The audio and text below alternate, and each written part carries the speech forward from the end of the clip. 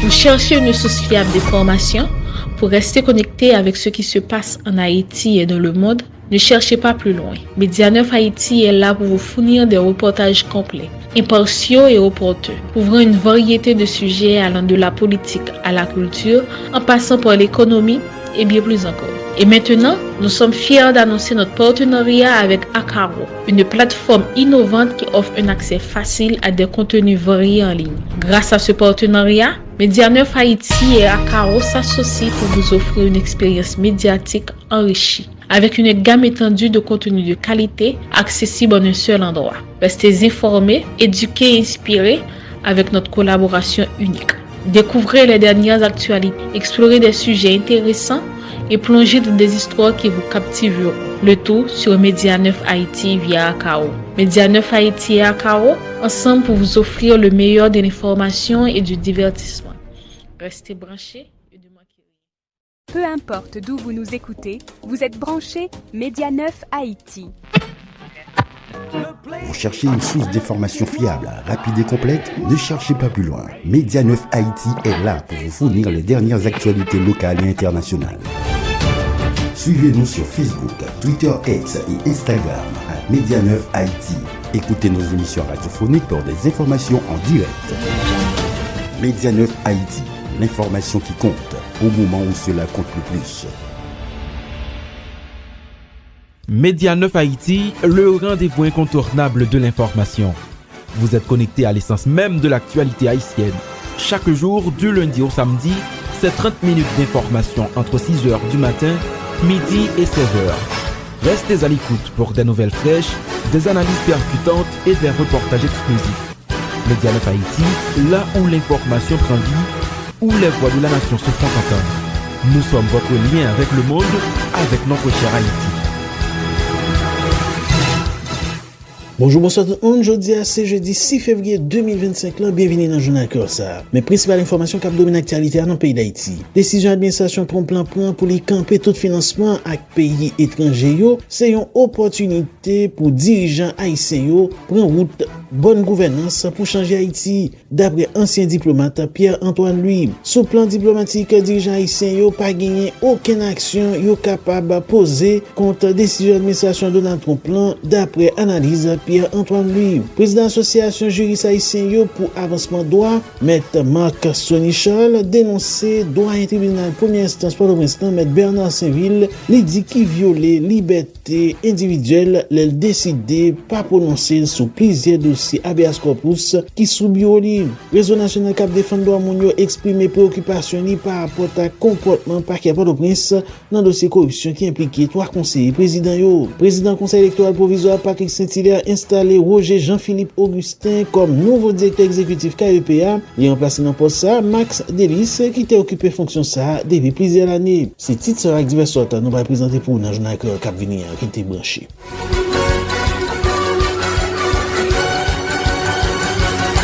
Bienvenue dans le développement journal Corsa. Jean Notable dit dans le titre, décision administration Trump prend pour camper tout financement by pays étrangers. C'est une opportunité pour dirigeants haïtiens prendre route bonne gouvernance pour changer Haïti d'après ancien diplomate Pierre-Antoine Louis. Ancien diplomate là qui qualifié illégal plusieurs actions président américain posé dans premier jour mandat fait qu'on ait action ça département avec déclaration secrétaire d'État américain Marco Rubio te fait sous support États-Unis à bail force multinationale là. On écoute déclaration Pierre-Antoine Louis pour plus de détails. Retombée positive, c'est comme suit. Et je nous toujours dire dans toute intervention, il n'est pas normal qu'un pays, Haïti, dépende de l'autre pays pour sa sécurité. C'est une. 2, il n'est pas normal non plus que le levier d'ascension sociale en Haïti, ça veut dire les Haïtiens chercher, après on dit saute l'école, ou bien au final prendre un métier, qu'on y a, c'est pour y chercher travail pour faire ça ou apprendre. En Haïti aujourd'hui, pas d'emploi, l'État a dérouté, l'État a capturé, et il n'y a pas gouverné. Donc, tout le monde a cherché l'autre pays pour la récolte, que ce soit le Chili, le Brésil, les États-Unis. Donc, Donald Trump a donné une opportunité pour nous comprendre que premier bagage pour nous faire, c'est mieux gouverner Haïti, mettre stabilité en Haïti, prendre des politiques publiques pour nous capables d'améliorer l'économie nationale. Pour jeunes Haïtiens, pas obligés d'aller aux États-Unis ou encore en République dominicaine. Donc, si nous tirons le leçon ça ne faut pas faire là, les pays pour individus qui concernés, qui victimes, mais à moyen et à long terme, ça bon pour Haïti. Pour moi, ça positif. C'est-à-dire, si Abinader ou Donald Trump, même si je ne parle pas, j'ai un exécuté politique, mais il y a gouverné le pays, il n'y a pas président d'Haïti. C'est nous-mêmes les élites haïtiennes, surtout les élites politiques, qui pour concerner nous par la situation Haïti. Si ça fait nous prendre conscience, très bien en aller. Deuxième bagaille, vous tombez négatif, à un moment que la République dominicaine a mené mon sous frontière pratiquement chaque jour, li pas bon pour Haïti, surtout dans un contexte d'insécurité généralisée. Côté, par exemple, même aéroport international, le Port-au-Prince fermé. Imaginons plus le monde qui est déporté au Cap, puis il traverse au Cap, puis il Jérémy, ou bien dans d'autres coins du pays. C'est déjà un problème grave. Vol et de rapatriement de fait là, sont vols de routine. Parce que pratiquement chaque semaine, il y a au moins 2 vols des États-Unis, côté ils rapatrier des Haïtiens, qui soit ont commettre des crimes, or que ils n'ont pas de citoyens américains, donc ils ont expulsé vers Haïti, ou bien qui étaient illégaux que ils ont rencontré avec ils ont expulsé. Donc, on vient aggraver situation de précarité économique et de précarité sociale en Haïti. Avec un gouvernement qui bat moun qui sa 5 000 gouttes, qui sont sommes qui dérisoires, en passant pendant que les États-Unis baillent Office international pour la migration, OIM, des millions de dollars pour encadrer même moun sa qui a rapatrié des États-Unis. Ils n'ont pas baillé comme là à Haïti pour que Office national pour la migration soit capable d'encadrer moun yo, parce que c'est sortable, puisque c'est eux-mêmes qui comprennent le contexte Haïti. Mais les États-Unis baillent OIM, Organisation internationale pour la migration comme là, OIM prend une portion par lui pour gestion entre 7 et 10%, et puis il est engagé des étrangers pour faire travail là, avec quelques Haïtiens, et puis si mon écrit chaque Haïtien privé là, dans le temps, il y a des comptes $100 chacun. Donc, marron comme aujourd'hui. Donc, son façon pour comprendre que Trump pas de préoccupation, c'est qu'à passer en Haïti. Sauf dans le contexte géopolitique, danger qui plane sur le monde qui a un statut de protection temporaire TPS aux États-Unis. Nous avons 150 000 Haïtiens. Et puis, il y a plus de 200 000 Haïtiens qui étaient allés dans le programme dit, programme Biden. Le programme n'a fini pour Mounzao menacé tout. Et si on pas ajuster statut, le spectre, ou bien la possibilité que Mounzao Trump va le tenter ou retirer Mounzao des États-Unis, dans un premier temps, mener au Guantanamo, que monsieur réactivé comme une base de détention, parce que aux États-Unis, ils sont capables de détenir seulement 40 000 personnes. Ils sont nommés nobles, sauf que sur les 11 millions à 13 millions de personnes que Trump a déportés, 40 000 là, pas suffisant. C'est ça que fait la nouvelle base Guantanamo. Donc, on spectre quand on parle haïtien encore, Guantanamo, attend pour déporter pour envoyer en Haïti. Non, moment, côté Haïti lui-même, pas même qu'à assurer sécurité de 15 coffres qui à quelques kilomètres du palais national. Sous plan diplomatique, dirigeants haïtiens n'ont pas gagné aucune action capable de poser contre décision administration de notre plan, d'après analyse Pierre-Antoine Louis, ancien diplomate là, prend comme exemple position Mexique, Canada, Colombie face à action président américain pour montrer force et une diplomatie. En côté déclaration Pierre-Antoine Louis, il autre fois encore pour plus de détails. La diplomatie d'un pays reflète tout ce qui a passé dans le pays. La difficile pour diplomatie pays fort, pendant un pays extrêmement faible, c'est dans ça en Haïti. Donc, sans ne pas vous remonter, n'a dit que diplomate haïtien pas réellement gagné dans mer. M'a contrasté le bout à diplomate colombien dont le premier diplomate Gustavo Petro, président du pays. Qui ça le fait, il dit bon, nous ka voye moun yo tourner, c'est colombien n'a prend yo. Même pas vle voye dans avion militaire côté que on enchaîne les pieds on enchaîne les mains yo. Nous pensons ça dit nous pas d'accord. Donc monsieur Petro fait 2 avions qui t'après la terre d'ailleurs retourner aux États-Unis. Maintenant américain on parle que Petro vient faire back, mais ça monsieur Petro fait, c'est que monsieur Petro dit monsieur Trump, on met fait sauver la carreau, moi-même on lui tracer la carreau. On comprendre que ça Petro genamel, c'est que il connaît que Trump son nèg grand transaction bon mabao. Donc et les États-Unis qui ça besoin de Colombie, que Colombie contrôle flot de la cocaïne parce que la Colombie représente ces pays qui produit plus cocaïne dans le monde là et qui voit plus cocaïne aux États-Unis. Donc deux pays ont une collaboration assez étroite en la matière. Donc Petro signalé, si on continue à voir mon gens à voir, bon nous-mêmes n'a suspend ou bien n'a la lose collaboration que nous gagnons à voir là. Dans question ça. Donc font petit feedback, il d'accord pour le voir avec dignité. Petro même voyait avion présidentiel aller chercher Mounio pour démontrer la dignité des Colombiens et Trump lui-même il d'accord que l'a assoupli politique là mais l'a continué faire ça l'a faire donc les deux présidents sauver la face. Maintenant le diplomate haïtien qui ça le gagne un pays qui est à genoux qui dépendent des États-Unis pour appuyer la police avec des armes et des munitions, pour former les promotions de la police, pour appuyer la mission multinationale d'appui à la sécurité. Donc, là, on a une situation comme ça. Diplomate haïtien, seul ça au fait, c'est ça que tu as annoncé, qui est quoi? Dans les missions diplomatiques aux États-Unis, les consulats et l'ambassade, mettez en place une cellule qui peut essayer d'informer haïtiens pour être capable de paniquer par rapport à l'aspect de rapatriement qui planait contre eux-mêmes. Donc, c'est dans ce sens-là, diplomate haïtien, l'oblige à subir, ça ne peut pas faire. Et d'ailleurs, en nous clair, même le Brésil, la plus grande puissance régionale en Amérique latine, même le Canada, qui partage les frontières avec les États-Unis, ou le Mexique, qui c'est le Mexique qui est le plus grand partenaire commercial des États-Unis. On peut remarquer que le président mexicain obligé à annoncer, l'a déployé 10 000 soldats à la frontière, et puis il a pris quelques autres mesures cosmétiques. Le Premier ministre Trudeau fait même bagala au Canada, qui fait quelques heures avant tarif, t'as supposé commencer de 25%. Trump a annoncé, l'a suspendre tarif, parce que, Ligue Canada dit la première mesure, Mexique dit la première mesure. Mais si on regarde des mesures, on va voir que ce sont des mesures qui ne sont pas forcément aptes à gérer problème de migration, ou encore problème de drogue synthétique, stupéfiants synthétiques à rentrer aux États-Unis. Mais ça permet de Trump de sauver la face. Ils font conférence de presse, ils disent, moi gagné, Canada veut faire ça me plaire, Mexique veut faire ça me plaire. Haïti lui-même qui ça Haïti gagne, que le café, un pays qui est à genoux, qui va répondre à des à Trump. Vous comprenez? Donc, c'est dans ce sens-là, pour comprendre l'impuissance Haïti face à ça qu'on va planer là. C'était déclaration ancien diplomate Pierre-Antoine Louis.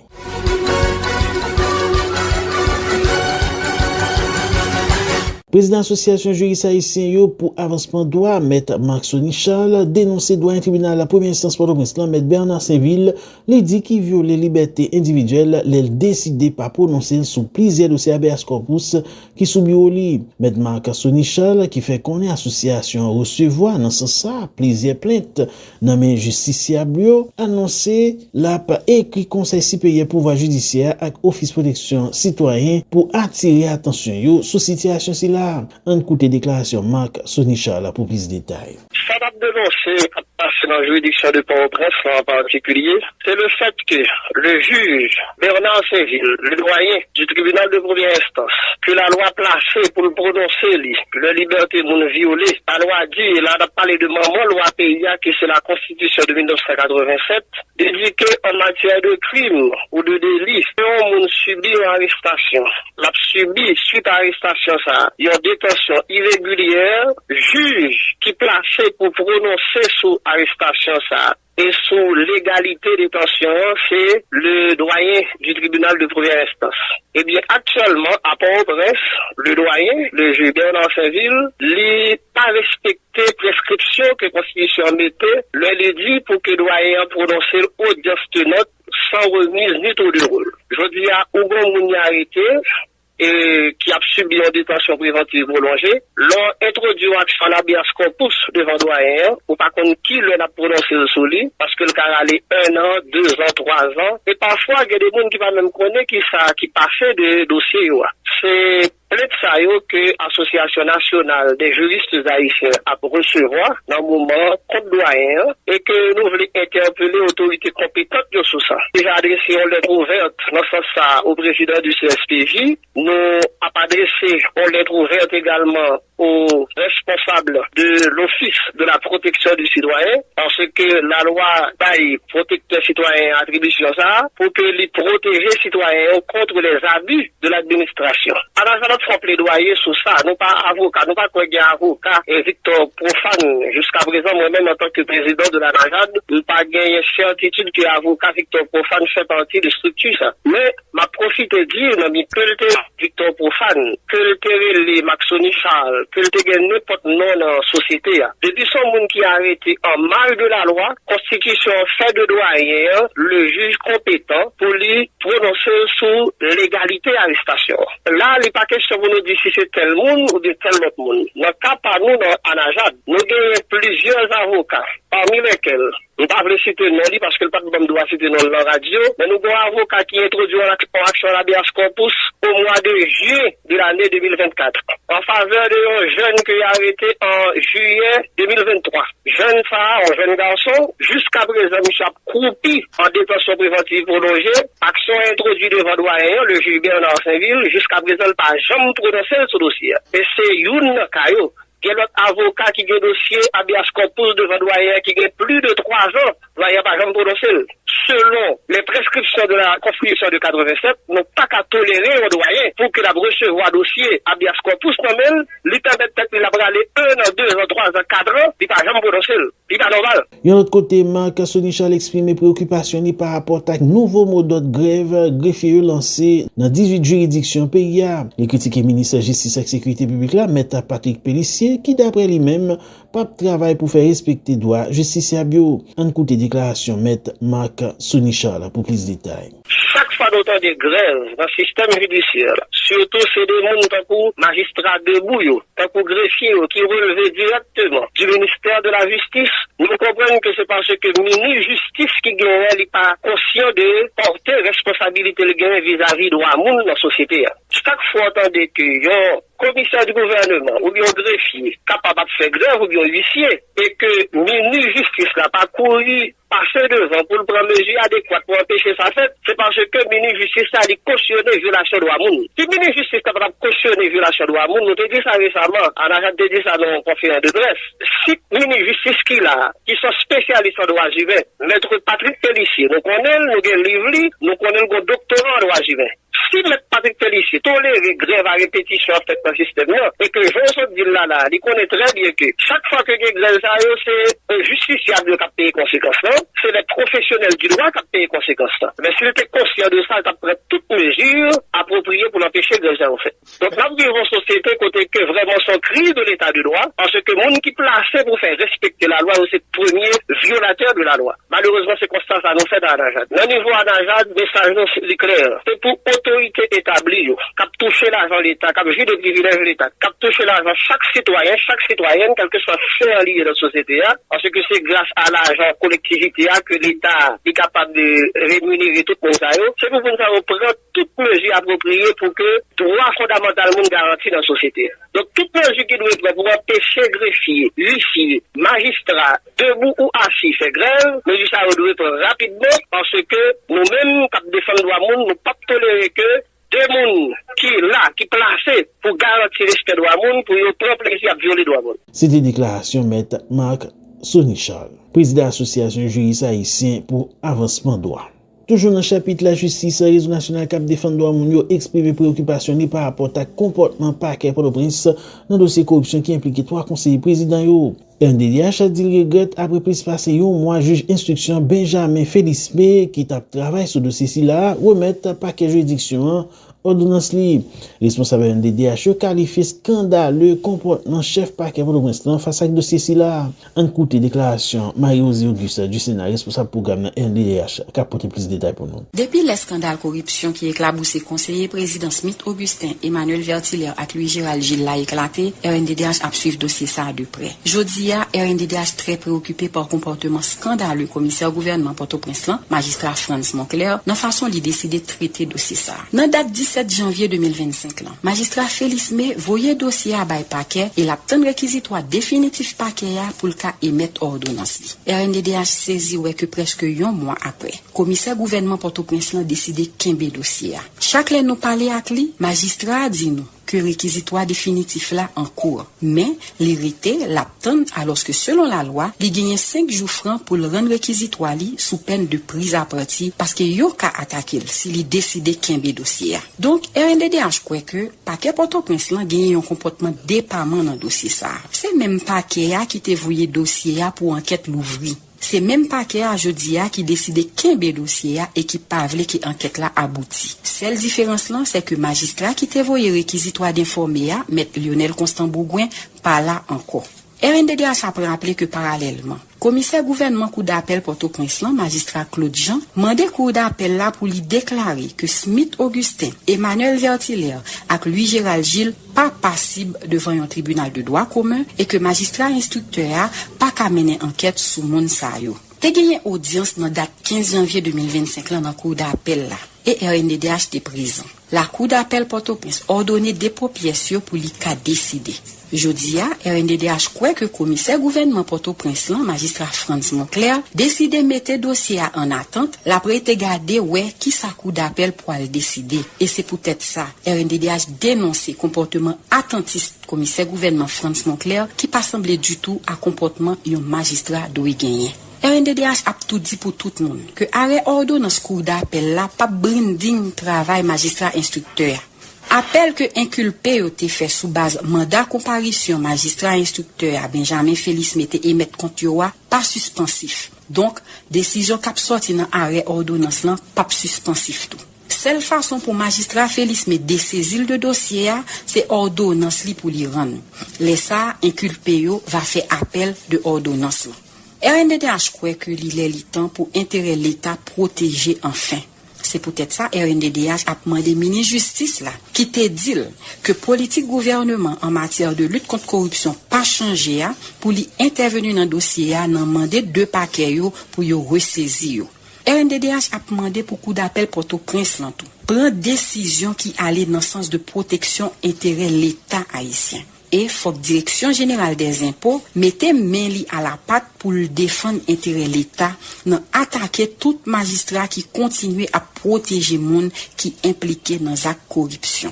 RNDDH a continué scruter comportement magistrat yo dans façon y a traiter dossier ça parce que bataille contre corruption c'est bataille pour respect droit économique et droit social population en général. C'était responsable programme dans RNDDH là Marie-Josée du Sénat.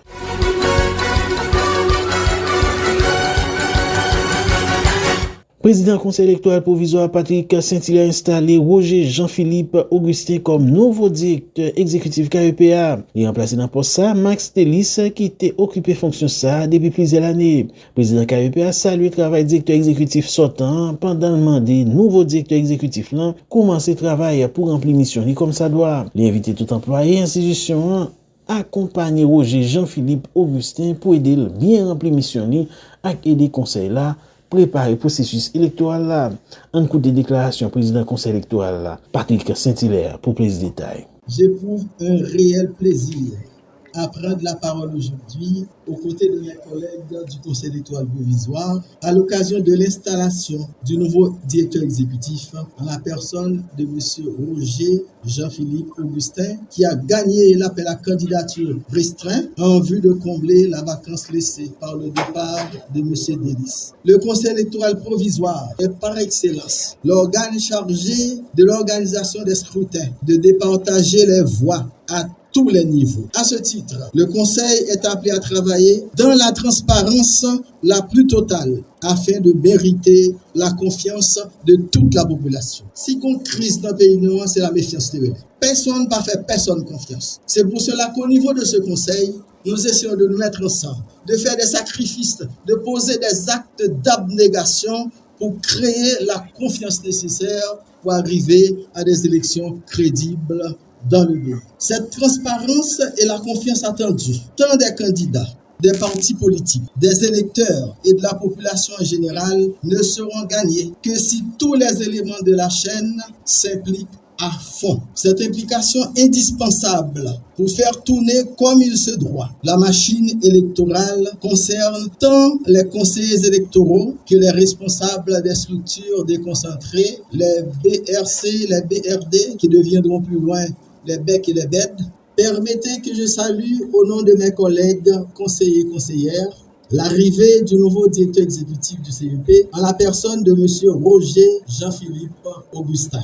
M. Augustin n'est pas nouveau au Conseil électoral provisoire. C'est un cadre qui charrie près de 21 ans d'expérience au sein de l'institution. D'ailleurs, on l'appelle ça et là pipo. Je ne sais pas comment je vais changer cette situation dans les prochains jours. Ce sera désormais M. le directeur exécutif. N'en déplaise à ses proches. Il a joué différents rôles dans l'appareil électoral. Il a tour à tour gravi des échelons. Du poste de superviseur des experts internationaux affectés au CEP, sa première affectation, il a franchi les étapes successives jusqu'à occuper récemment la fonction de directeur du registre électoral et responsable de l'unité informatique du CEP. De l'autre côté, président du Conseil électoral provisoire Patrick Saint-Hilaire salue volonté Conseil présidentiel transition avec Premier ministre manifester pour permettre l'élection réalisée dans fin l'année 2025 pour élire dirigeants légitimes dans tête pays. Président KEP a invité tout acteur local et international qui impliqué dans le processus électoral là accompagner conseil là pour permettre de réaliser l'élection crédible, transparent à connaître. En côté déclaration Patrick Saint-Hilaire pour plus de détails. Je renouvelle mes remerciements au président du CPT, au conseiller président et au premier ministre pour l'intérêt porté au bon déroulement du processus référendaire et électoral devant aboutir à l'installation d'autorités légitimes à la tête de notre pays. Je voudrais également profiter de l'occasion pour exprimer notre reconnaissance à tous les secteurs qui ont placé en nous leur confiance. Et dans mon cas, je pense à la conférence des évêques d'Haïti. Le processus électoral est engagé dans un climat sécuritaire fragile, une insécurité persistante, un défi complexe conduisant à la méfiance et au scepticisme. Dans ce contexte de crise multiforme, le Conseil électoral a un rôle crucial. La planification et l'organisation du référendum constitutionnel et des élections générales dans le pays. Le Conseil entend exercer son mandat dans le respect du serment prononcé par devant la Cour de cassation. Nous avons juré de nous acquitter de notre tâche avec impartialité, dignité, indépendance et patriotisme. Le Conseil électoral provisoire n'a qu'un objectif, répondre aux aspirations du peuple à des élections crédibles, organisées dans le pays, des élections qui ne produisent pas de nouvelles crises. Des élections crédibles sont possibles si tous les secteurs concernés remplissent pleinement et sincèrement leur rôle. L'exécutif, les partis politiques, les groupements politiques, la société civile, les partenaires internationaux et je ne manquerai pas de dire les femmes, les jeunes. Le CEP a fait le choix du dialogue. Dialogue initié avec les principales forces de sécurité du pays. Dialogue permanent à instaurer avec tous les secteurs concernés. La société civile, les partis politiques. Le Conseil électoral n'a pas existé pour nous-mêmes qui conseillons. Il existait pour nous qui peuvent participer dans l'élection. Il existait pour les partis politiques. Il existait pour la société civile. Nous avons été ouverts à tout le monde et nous avons renforcé ce dialogue-là dans le jour qui vient. C'était le président du Conseil électoral provisoire Patrick Saint-Hilaire. Bon côté par la nouveau directeur exécutif KEP a Roger Jean-Philippe Augustin remercie membres du Conseil électoral provisoire pour être choisi pour mener bac à direction exécutive KEP.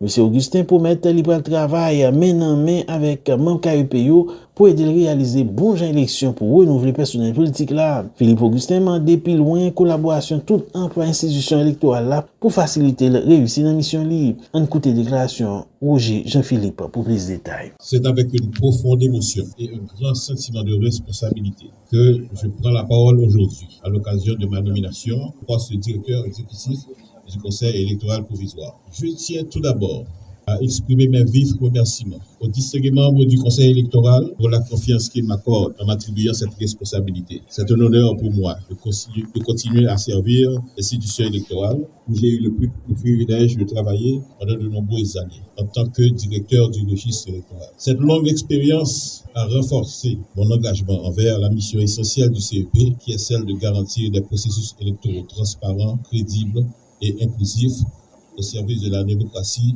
et du développement d'Haïti. Je voudrais profiter de cette occasion pour saluer le travail remarquable de mon prédécesseur, M. Max Delis, avec qui j'ai eu le plaisir de collaborer. Son leadership et son engagement ont contribué de manière significative à renforcer la crédibilité et l'efficacité du CEP. Je tiens à lui témoigner tout mon respect et lui souhaiter le meilleur de ses projets futurs. Mesdames, Mesdemoiselles et Messieurs, en acceptant cette nouvelle mission, je mesure pleinement les défis qui nous attendent. Le contexte actuel nous impose de redoubler d'efforts pour restaurer la confiance des citoyens, renforcer la participation démocratique et garantir les élections libres, honnêtes et transparentes. Les défis, bien que complexes, ne sont pas insurmontables. Avec une vision claire, une gestion rigoureuse, collaboration étroite avec l'ensemble des acteurs concernés, nous pourrons relever ces enjeux.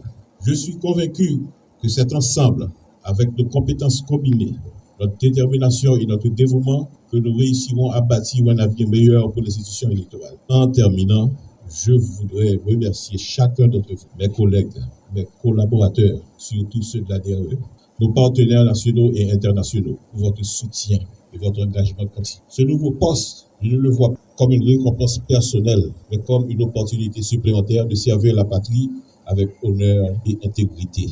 C'est le nouveau directeur exécutif KEPA, Roger Jean-Philippe Augustin. Ancien député Hugues Célestin désapprouvé comportement conseil présidentiel transition qui annonce élection pour mois de novembre 2025. Ancien parlementaire a qualifié vaste plaisanterie volonté pouvoir transition montré pour organiser l'élection dans le pays sans résoudre problème de sécurité.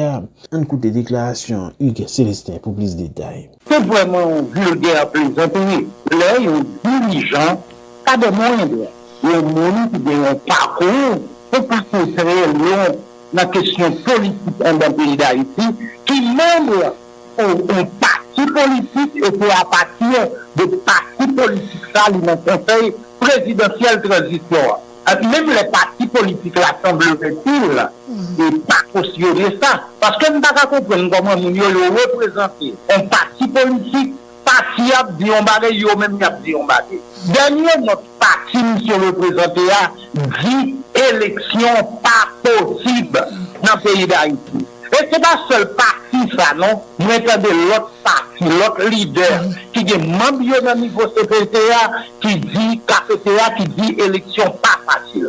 Donc on y a là, conseil électoral là, qui monde qui est engagé pour faire élection. Mais devant nous garder réalité là, ça on veut dire réalité que j'ai tout le monde capable de garder là, ou pas besoin de grand maître, ou pas besoin de savoir pour dire les sorties, ouais. Réalité qui gagne dans le pays d'Haïti, conseil présidentiel transition, lui prend pouvoir, lui dignité pour elle, mettez sécurité, premier mandat de guerre, mettez sécurité dans le pays d'Haïti. Réalité qui gagne là, insécurité a gangréné le pays d'Haïti. Comment on fait pas qu'à sécuriser le pays, et puis, il y a une élection. Mais ça, c'est un paradoxe. Il n'y a pas qu'à sécuriser le pays, et puis il y a qu'à faire élection. Là, on parle de l'élection. On parle de mouvement. Donc, on est là, c'est comme si on dit un candidat, ouais, Jean-Leslie, Monsieur Voltaire, dit qu'il a écarté 2 départements. Intellectuel va nous, on dit, Jean, il est sous oui, parce que vous pensez qu'on bonne bagarre qu'a fait dans l'autre pays, au qu'a fait dans le pays d'Haïti.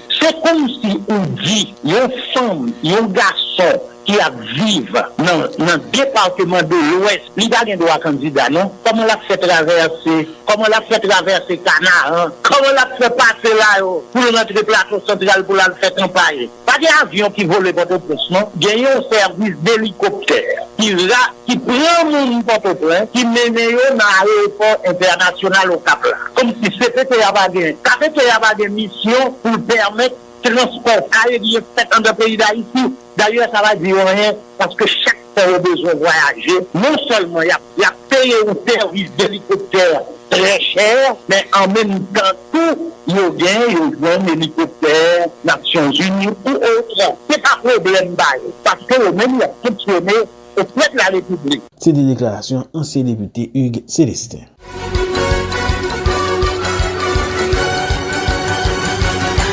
Organisation Nations Unies pour l'éducation la science la culture remettre plusieurs matériels parmi eux ordinateurs et scanners par responsable institution sauvegarde patrimoine national dans l'idée pour protéger patrimoine pays.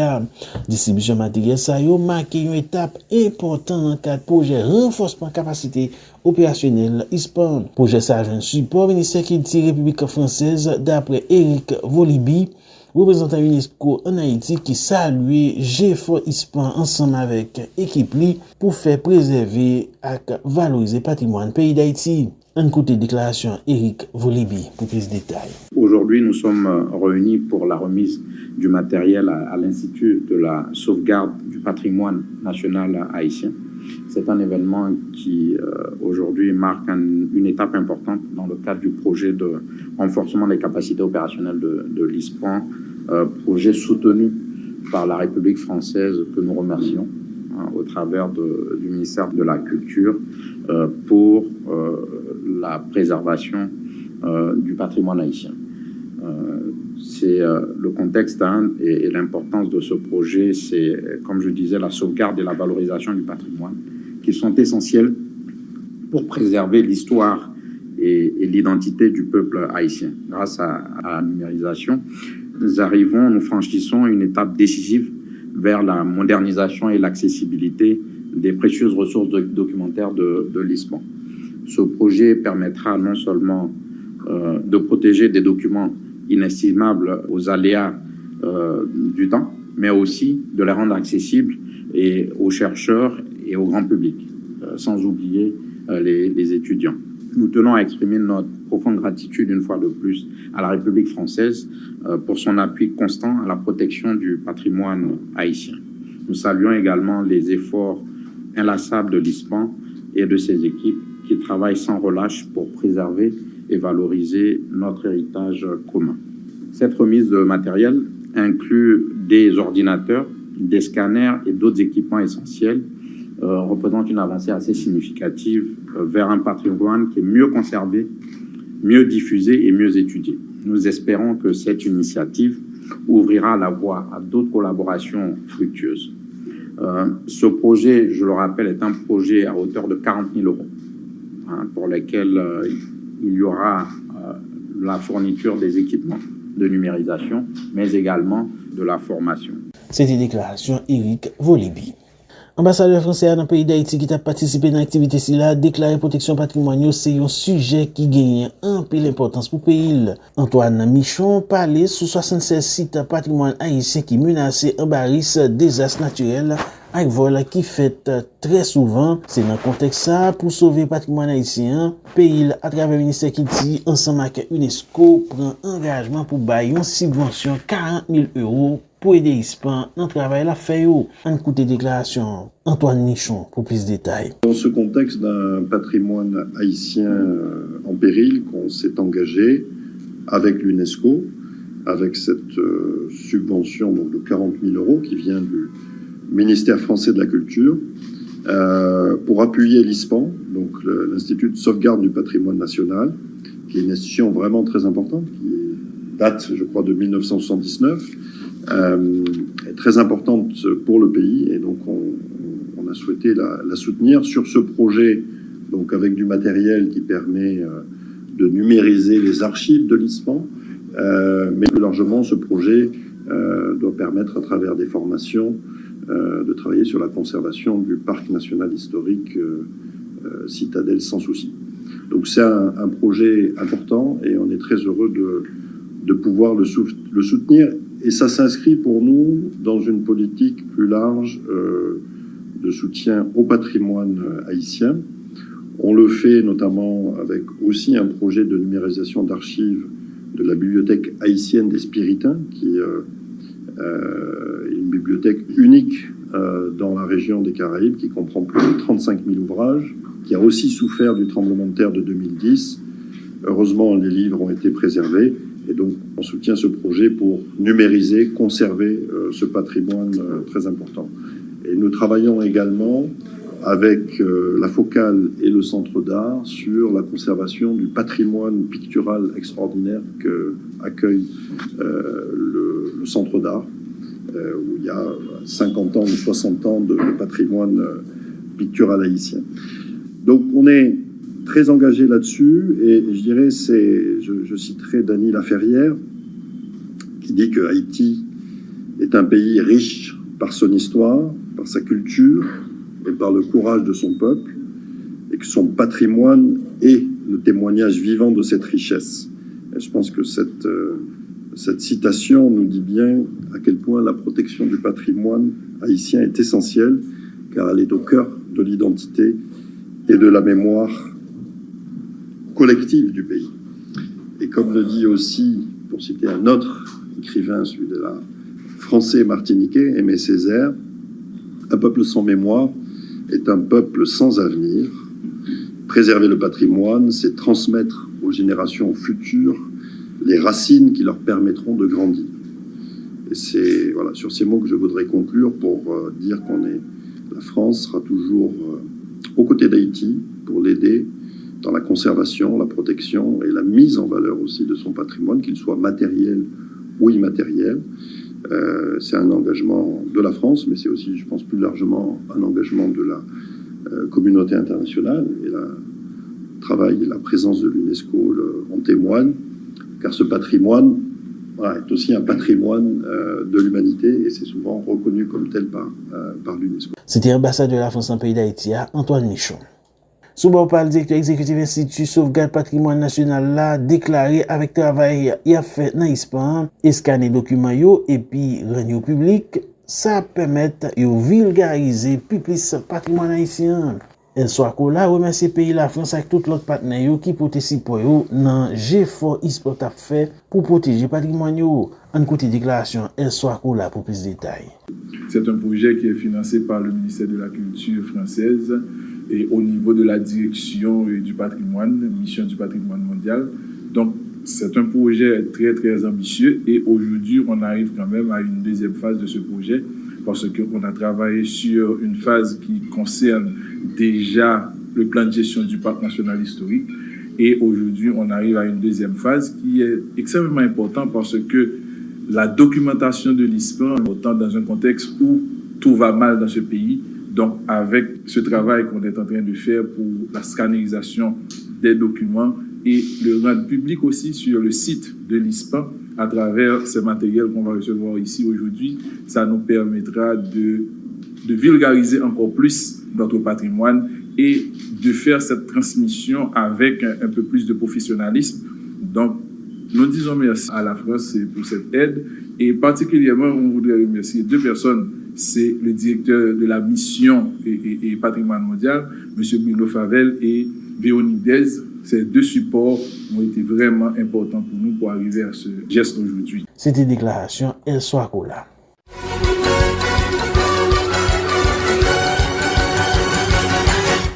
Si la journal live vient en boucle, n'a pas le principal information qui t'a donné l'actualité dans le pays d'Haïti. Décision administration prend plan pour les camper tout financement avec pays étrangers yo, c'est une opportunité pour dirigeants haïtiens yo prendre route bonne gouvernance pour changer Haïti. D'après ancien diplomate Pierre-Antoine Louis, sous plan diplomatique, dirigeant haïtien yo pas gagné aucune action yo capable poser contre décision administration Donald Trump plan d'après analyse Pierre-Antoine Louis. Président association juriste haïtien yo pour avancement droit, Maître Marc Sonichol dénoncé droit un tribunal première instance pour l'instant Maître Bernard Saint-Ville li dit qui violait liberté individuelle, l'elle décidé pas prononcer sur plusieurs dossiers habeas corpus qui soubiyo li. Réseau national cap défendre droit moun yo exprimer préoccupation li par rapport à comportement parquet Port-au-Prince dans dossier corruption qui impliquait trois conseillers présidents yo. Président conseil électoral provisoire Patrick Saint-Hilaire installé Roger Jean-Philippe Augustin comme nouveau directeur exécutif KEPA et remplacé dans poste ça Max Delis qui était occupé fonction ça depuis plusieurs années.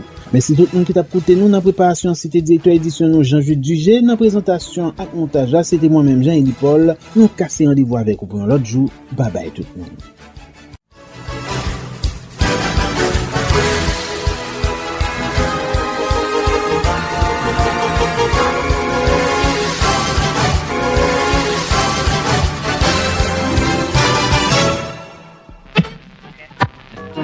Cherchez une source d'information fiable, rapide et complète, ne cherchez pas plus loin. Média 9 Haïti est là pour vous fournir les dernières actualités locales et internationales.